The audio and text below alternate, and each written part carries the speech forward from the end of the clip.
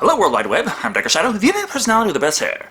And yeah, I'm not doing the Star Wars series back to back, but along with that there's a whole bunch of other movie series that I started but never finished reviewing, such as Death Race. While Death Race 2000 was a one-off production, the 2008 reboot actually spawned a few sequels as well, or prequels, as the events of Death Race 2 take place well before those in Death Race from 2008. Death Race 2 is sort of an origin story for the Death Race, explaining how the Death Race came about, and sort of where the rules came from as well. That means it doesn't follow Jason Statham as Jensen Ames, but a totally different protagonist, Luke Goss as Luke, who happens to be a stubble-bound bald guy whose main hobbies are brooding and kicking ass, before fate deals him a shitty hand and after one thing leads to another, he must fight for his survival in Death Race. Eventually. As an origin story, it does take a while for the Death Race to even exist, let alone be an option for him to spend his time on it. But nevertheless, let's take a look at Death Race 2. Man, it's really hard not to say 1000 after that. Nevertheless, this movie opens to the forging of Frankenstein's mask, which has nothing to do with anything yet, so let's just pop over to Danny Trejo, playing the role of Goldberg. He's also not doing anything of note just yet, as this opening is just to show a good old-fashioned prison riot takeoff, which he's not even participating in, but September Jones, played by Lauren Cohan, uses it as an opportunity to get some sweet, sweet ad revenue. Of course I'm serious. Patch me live right fucking now. Either you take me live, or I tell your wife everything. And the only reason she has any kind of control over here, it seems, is because she fucks everyone. I mean, seriously, everyone. Not that it matters, because this is also not important yet, so we just teleport over to Marcus Kane's mansion, where he has a chat with his longtime friend Luke about football. Or soccer, I'm not sure which. The world's greatest game. I think it's the third world's greatest game, right? What the fuck are you laughing at? Third world. No, it's not really that funny. The woman trying to butt in on their conversation with her involuntary noises makes Marcus dismiss her, but that just gives him an opportunity to have the real conversation with Luke. Seems he's got a simple little bank robbery he needs done, and Luke's the man he trusts the most to make the getaway in this brand new car! I just wonder, you think I might stand out in this thing? Now, the more obvious you are, less suspicious you appear. So, like, hiding in plain sight kind of thing. Precisely. Well, there's hiding in plain sight, and there's, oh, he's driving a big fucking orange Mustang. People who don't know cars and don't pay attention to shit will be able to tell the police, oh, yeah, big orange supercar went that way. So his plan for the day is set. Now, why don't we hop back to Miss Jones, who, along with Warden Medford Parks, played by Patrick Leicester, meet with the owner of this for-profit prison, Wayland, played by Ving Rhames. You're both here because this incident has created a public relations nightmare for me. Was something I said funny? It's just female. No one likes it when I laugh. Actually, she has a fantastic idea to boost the money that Terminal Island brings in. The hatred that your inmates have is pure. We could bottle it and market it as an energy drink. Or antidepressants, whichever one pays more. So she tells them her genius business idea. Later, first it's time for Luke to hide in plain sight wearing his flashing electric neon bikini to rob the bank. At the worst possible time, the police magically manifest and prepare to enter the bank. You've got company, get out of there. Benny, you copy? Fucker, don't worry about it, man. Don't stress out. As horribly as this robbery was set up and how fast it went bad, I was actually convinced at the beginning that this was set up to fail from the start, but actually, watching the movie, I think it's just the usual case of the plot fairy being drunk at the first 20 minutes. Thus, the guys inside continue to be complete fucking morons, meaning Luke has to go in himself and take care of business. I think they were going for Jason Statham style here, but it's a bit closer to another Luke with force baton strikes. Thing is, while everyone is safe and mostly unharmed, that doesn't mean one of the security guards won't shoot to kill a burglar, resulting in Luke shooting someone else entirely. That death was the death that mattered, though, so it's time for slow-motion sadness to reflect on it. Supposedly, he's been robbing banks for years, and this is the first time that anyone has ever gotten hurt. Oh, it's not the first problem he ran into, as the motherfucker didn't even remember to bring his ski mask. The point is, it's time for the getaway. Something that, surprise, surprise, is made a fuck of a lot harder considering the fact that no one else on the street is driving around in a fucking starburst-colored muscle car. Imagine that! However, his friend riding shotgun, or grenade, has an idea of how to lose the police.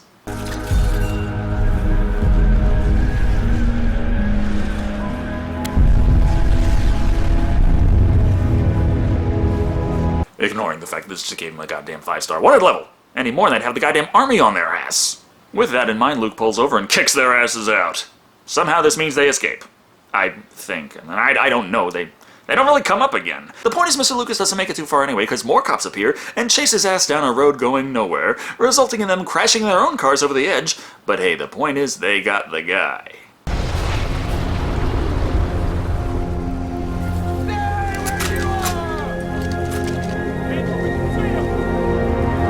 Patience, officers. The man's still stuck in slow motion. The movie makes up for it by fast-forwarding 6 months later, where we see Luke on his way to Terminal Island, and on the bus with him is Lists, still played by Frederick Kohler. Seems that Carl here had a chance to get a lesser sentence, but refused to squeal on Marcus, and is therefore serving a life sentence for his loyalty. And killing the cop, so when does that ever count in action movies? For this unyielding devotion, Mr. Kane has the perfect reward in mind for Luke. I've been taken out. You're joking, right? If I were joking here, my girlfriend would be laughing and I'd be staring at her awkwardly until she left. The way Marcus sees it, a life sentence is a long time. Long enough for his subordinate to squeal eventually, so may as well take him out now and get it over with. Oh, but there's that other thing that has been going on over the last 6 months. It seems Terminal Island has made a game out of the prisoners wanting to kill each other. Deathmatch. The average deathmatch fight garners a 50 share. It peaked 2 months ago at 62, but has been on the decline since. Okay, so I get that Lists is a savant who knows the trivia to fucking everything, but how exactly did he get the inside information as to exactly how the ratings were going for Deathmatch?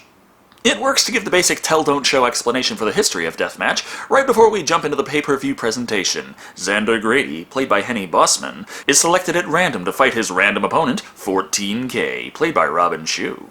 Considering 14K is alive in the 2008 movie, you can already guess the outcome. But the point is, this fight introduces the idea of the weapons plates giving the fighters access to weapons, and of course the rules that the survivor wins. If they refuse to fight, both of them will be killed.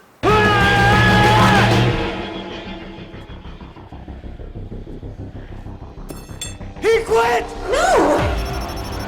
But evidently they can get away with a submission, which the viewers hate, and Mrs. Jones knows they hate it, and she hates it, but she won't amend the rules to remove it, because she wants to make Death Race adventure. I don't know.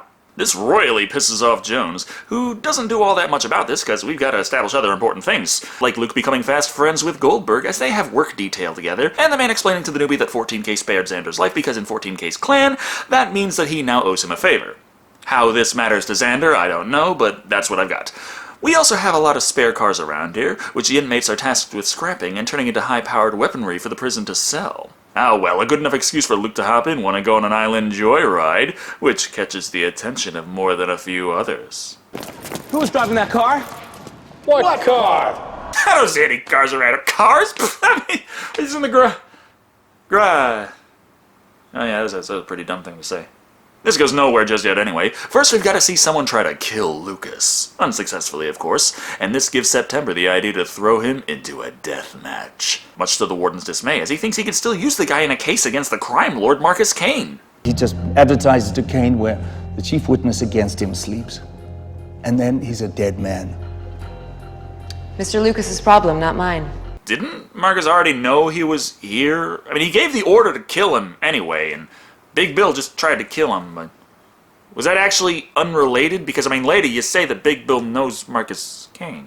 No clue, but alas. Even with her walking up to Luke while he's all alone and naked, and promising sexy time for him to comply, he still refuses to participate as a fighter in deathmatch. This means she's got to have to get creative to get his ass in the ring. Thus, in the next match, facing off against Big Bill, played by Diobia Opari. Damn, him again? Well, fuck it, the oh-so-random selection for his opponent is... This is fucking bullshit. Welcome to Deathmatch. Well, considering there's like a negative 500% chance Lists actually signed up for this shit, why didn't September just randomly select Luke instead?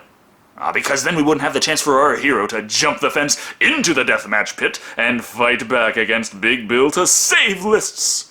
Sort of. Big Bill's got a hell of a lot of hit points, plus they introduced a new weapon this time around.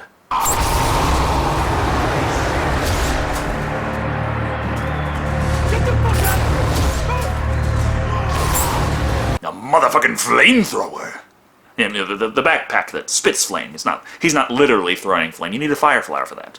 Semantics aside, Luke is in trouble. Thing is, September knows he's a valuable asset, and gives him free access to a weapon to defend himself, which everyone notices, and they start to freak the fuck out, resulting in all the prisoners breaking into the pit and causing Deathmatch to devolve back into a good old-fashioned prison riot. On the plus side, this is fantastic for ratings. Unfortunately, though, Warden Perks thinks that they need this weird thing called Law and Order in there. You end this broadcast now, or you're going to be one of the cons instead of just filming them. Got it. Deathmatch is a trademark of Wayland International. Fighters are convicted violent felons. Fuck entertainment and fuck money. Terminal Island needs to set a good example for the kids. Now that the broadcast was terminated, the prison guards / riot police don't have too much difficulty quelling the violence, especially with Luke here to force kick Bill into submission. But trouble still looms. Wasn't that Luke? What? Fuck! Give me the phone! Is he pissed off that Luke's still alive, or the fact that we're seeing on TV post-riot, which was well after the transmission was cut? It's the living part. That thing the Warden was worried about, him finding out where Carl is, was kind of pointless considering Marcus already knew and wants to know why the two guys he told to kill him haven't done shit thus far. Looks like they need a little motivation.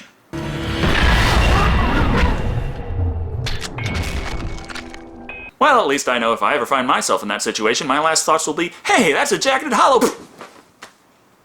So he wants this problem dealt with. Later. First we have to teleport back again to September, who isn't taking the news of a deathmatch show being cancelled as per the Warden's demands very well. Unless you want a sexual harassment suit crammed down your throat, you will listen to what I have to say. And people think I insist on filming every sexual encounter just because I'm a pervert. I mean, I am, but it's not the only reason. This is a good enough means to get him to listen to what she has to say. Fine. Later. 9 a.m. tomorrow. Because fuck actually finishing a thought within the scene it originates in this movie. Instead, we finish that conversation from earlier with Marcus. He's gathered up several inmates from Terminal Island, because he can, who all happen to be his lackeys. He puts $1 million bounty on the head of Carl Lucas, and 2 days to accomplish this. Otherwise, every one of them will be killed. Their chances of survival aren't that great anyway, considering it's time for September's big plan to evolve Deathmatch to be bigger and badder than ever before, by turning it into the most violent race ever seen, with inmates having access to guns and rockets and shit, but in a controlled environment, keeping the prison workers safe. Wayland likes this concept, but thinks what the game show is missing is an actual prize for the prisoners to earn so that they don't start refusing to kill each other like in Deathmatch. So if a prisoner wins 5 races, he gets his freedom, no matter what he's in for. Robbery, rape, homicide, whatever. He wins his freedom. Yeah, it sounds enticing, but what the hell kind of job are you expecting to get after you earn your freedom and you walk in on your interview like, yeah, I'm a murderer and rapist of women. I'm free because I killed every other motherfucker on the track. Death race. And through the conglomeration of Deathmatch, and the fact that this is a race now, Death Race is born. Either that or he was watching the same movie Marcus was earlier.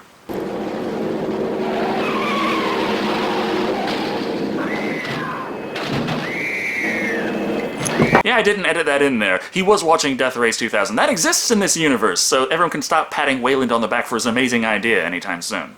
The point is the prison has everything they need to get Death Race going. A track that spans the island, plenty of vehicles and weapons, now repurposed for ultra-violent entertainment, and more than enough people willing to throw themselves in the grinder for the hopes of winning freedom! Their first challenge? There are only 9 cars. That's right, gentlemen. We really fucked up setting up this race, but it's okay, we do accept backseat drivers. This is the first challenge, everyone beating the shit out of each other to even get a car. Something I don't remember from the 2008 movie, but oh well. It also introduces the female navigators. Oh, this just keeps getting better and better. Hey, baby. Huh? How about a bit variety? Well, when you consider the fact that they have the radio contact with their pit crew for navigation, and they have access to the weapons on the dashboard they can easily reach, at least he found some use for her. Showing the extent of his badassitude, Luke doesn't even get into a car in time. Fortunately though, Katrina Banks, played by Tenant Phoenix Copley, beats everyone out of her car until it's him that arrives. Seems she remembers him from the riot that broke out during Deathmatch, and figured him for the protagonist of this movie. Thus, day 1 of the 3-day race is underway, which might be a bit on the long side when you consider the fact that the drivers are dropping out left and right through a combination of aggressive driving and stupidity. Not that way! Did you just drop the fucking tombstone? My bad. It's cool, we're fine. It's like 40 minutes of movie left. Thus, Big Bill forgets that he could just shoot the damn tank and, as per action movie rules, blow Luke the fuck up. Katrina, however, manually yanks up one of the Gatlings to shoot back at Big Bill. Point is, he just fucking crashes anyway, but survives to the end of the race, leaving 6 of them alive. So there's not much to do but wait for day 2 of the race. Well, except, of course, all the subterfuge that's being set up, and that has already been set up, I guess. Option A, they're trying to get us closer, so they can use one of us against the other. Option B being maybe put a wedge between us so we fuck up on the track. Option C is you are reading way too fucking much into this, and it really is just you get the fucker for winning the race. Especially considering the prison seems very interested in keeping Luke alive at this point, having caught wind that a few people inside the prison are intent on taking the man down in exchange for a smooth mill from Marcus. Their response to this: Wait! Not exactly what you would expect out of people trying to kill the man.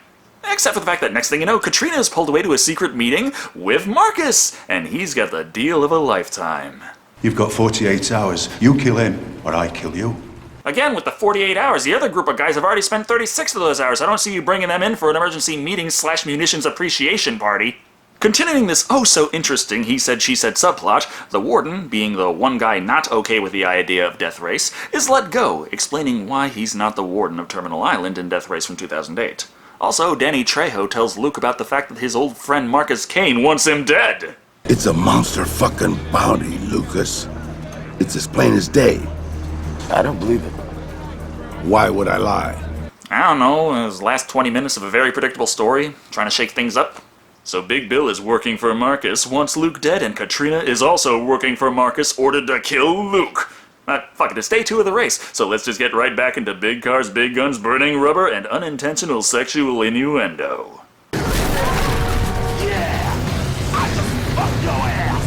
I'm pretty sure that's the same kind of stuff he was screaming at the prison block at night. While the Death Race itself is exciting enough, I gotta say it's a step down from the 2008 film. Day 2 introduced the big truck of death, while here we just get more laps. Now yeah, people die, but mostly it's from crashing and or being stupid.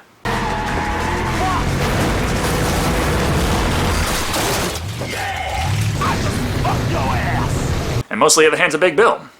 Or, at least, something of Big Bill's.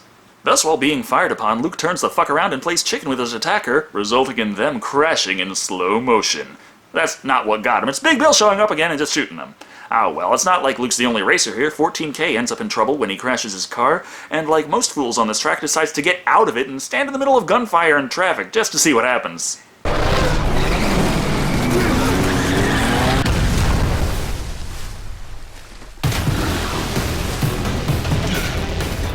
Only to be saved in the nick of time by Luke. After all, in this series, only one character is supposed to die yet still show up for consecutive races. He explains to the audience, in case we forgot, because 14K is Triad, there's no way Marcus would have tried to make a deal with him, thus he's safe. Besides, 14K owes him a favor now that he saved his life. Well, I saved your life. Really, how so? Because your Marcus Kane offered to buy my freedom if I would kill you. Jesus, they want me dead now, you too? Great to know that none of that went anywhere, thank you! However, despite Katrina not trying to kill Luke, their self-defense weapons are still somehow not working. As there's nothing he can do to save himself because he forgot about the damn tombstone, he straps Katrina into the ejector seat, her being the only navigator to even use it. So I'm surprised to see they still exist, and readies his rear to receive a roaring rocket.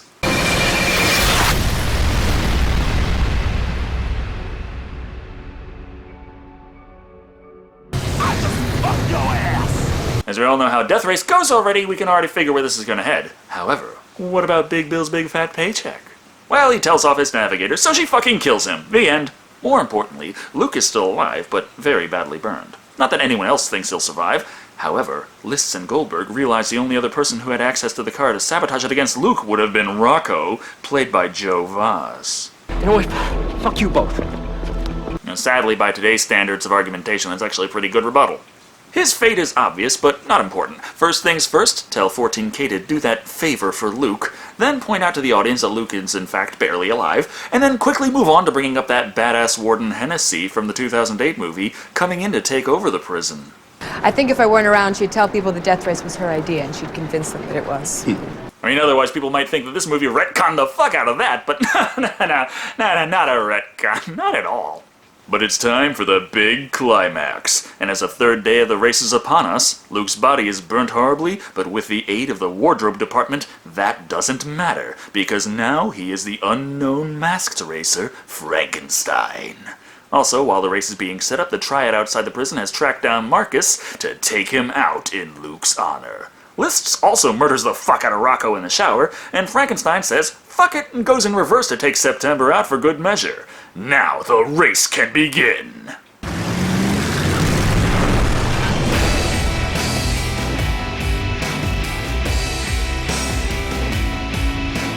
Or not. The whole damn movie built up to Death Race and didn't even finish it. Anyway, that was Death Race 2. And it does have its moments, but it can't hold a candle to Remake Part 1. For one thing, Luke Goss isn't used nearly as well as Jason Statham was. I feel his best scenes were early on when he was almost jovial, but later on they seem to just want him to act like Jason Statham, and you can't out-Statham Statham. I'm sure Luke's a decent actor in his own right. He played a guy named Decker in Crossing Point, so that's gotta be good. The main problem with this movie is that it's very predictable. You've got tropes and styles carried over from the 2008 movie, of course, but it's also a 90-minute version of that paragraph and a half you get at the beginning of Death Race explaining where the Death Race came from. The main depth of the story came from Marcus's betrayal, which also was predictable, and September Jones coming up with it instead of Hennessy, which was not the best choice. Hennessy was a great villain in Death Race, and it would have been awesome to get 90 minutes of her meticulously crafting the race and playing with people's lives. Instead, we get an opportunistic blowjob factory who never comes off nearly as threatening as Hennessy. Finally, there's the ending, or lack thereof. Yes, many loose ends were tied up, but the whole thing was building to the third day of the race, and then it just stops. This was a straight-to-video movie. It's not like they needed to be that concerned about going over 90 minutes. Overall, Death Race 2 isn't a terrible movie in its own right, but it certainly lives in the shadow of those that came before it. The film isn't nearly as creative as the original, nor does it exude spectacle like the 2008 movie. It's a fun enough action flick to pass the time, but I don't see it making any best-of lists anytime soon, coming in at 3 incinerated inmates out of 5. I mean, it's decent enough, but that's really not enough when your movie's called Death Race. Anyway, thank you all for watching. I've been Dr. Shado. And remember, always cook your criminals to an internal temperature of 165 degrees, or they may still kill you.